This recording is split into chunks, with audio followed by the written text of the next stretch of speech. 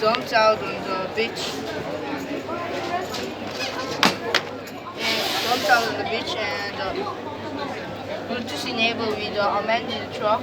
So the truck will come and pick these trashes. Okay, this is the main robot. Wait a minute. Can you start from right there? Thank you. This is the main robot. It is separated with two models. You can see this press model and this driving model.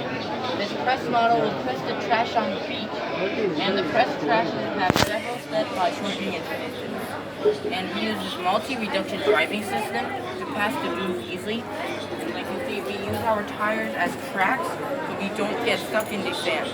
And our robot is unmanned, so it has to avoid obstacles and sense the temperature of human beings or animals, so they won't get hurt.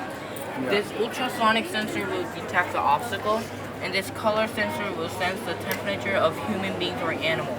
Okay. And these front two color sensors will sense the sand and the wet area, so the model won't go into the water. Okay. Thank you. Thank you.